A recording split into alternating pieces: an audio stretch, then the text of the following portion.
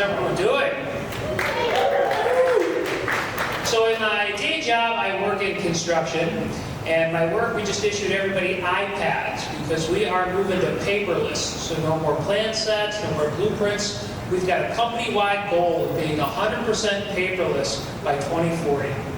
And frankly, I don't think it's going to work. Give me a round of applause if you ever tried to wipe with an iPad. Just me, huh? So last year I was working on construction of an outdoor amphitheater in North Minneapolis, so an outdoor concert venue. And I swear, somebody started a rumor that Taylor Swift was going to be performing at this outdoor concert venue. Because before we even started construction, we had people camping on site for tickets. And we had homeless people on site, or so I thought, because I called the police to get rid of them, and they said, we don't have homeless people in Minneapolis. We have urban explorers, and they're just enjoying nature. So we would have to deal with them. So I kind of got used to having them on site. They would offer us encouragement as we were doing construction. Every time I walked by their campground, they would clap for us, kind of like this.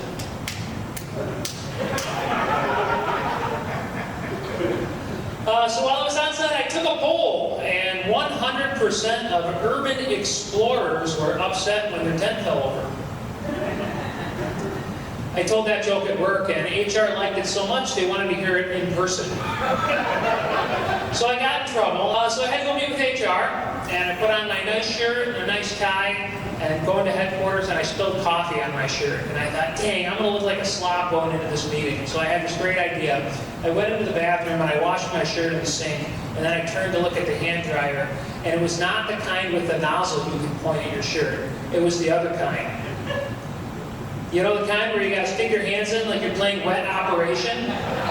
And this one was low to the ground, and so I tried my best. I'm sitting there dipping my shirt into the hand dryer, and I hear from behind me, ahem! And I turn to look, and it's the vice president of my company. And I said, I spilled coffee on my shirt. And he goes, oh, I've done that before. And I said, yeah, you know, and I kind of feel like an idiot because I didn't know what else to do. And he said, well, most people take their shirt off first. So it was a lesson learned. I brought my son with me to the job site to watch him watch the excavators digging in the dirt. And we get on site, and he goes, Dad, I want to go in the job trailer. And I said, son, all the equipment's out here, but if you want to go in the job trailer, I guess we can. So we get in the job trailer, and it's my coworkers and my boss, they're all in there. And my son goes, dang, I wanted a balloon animal. I said, son, we're on a construction site. What do you mean you wanted a balloon animal?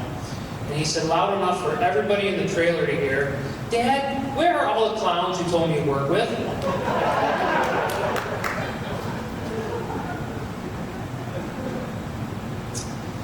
So I'm having trouble hiring people to work.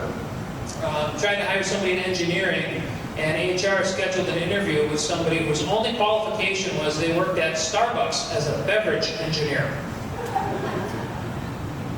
Yeah, that's the kind of HR we got. So I had some more interviews that went great. The next person I interviewed, I asked them, tell me about a time you worked on a team.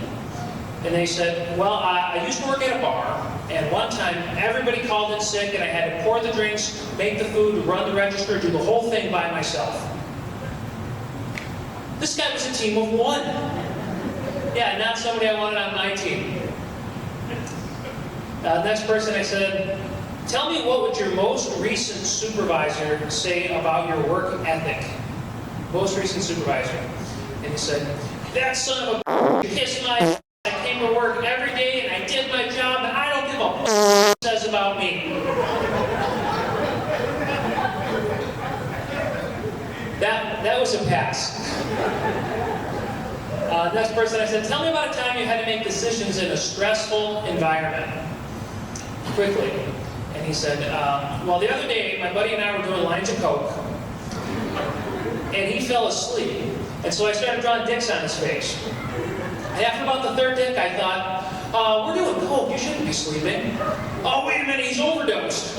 And so I got him into my pickup truck, and I drove him to the hospital, and it was stressful, but I saved his life. It was an amazing story. And all I could think was, you know, we drug tested, right? Hey, if you guys like that, my name is Chris Dedenne. I'm on all the social media. You can find me on YouTube, Twitter, Tinder, Instagram. Some of you are laughing, but I promote the hell out of my shows. So, Mary, if you came, sorry, I'm happily married. But thanks for buying a ticket. Keep your hands together for our host, James.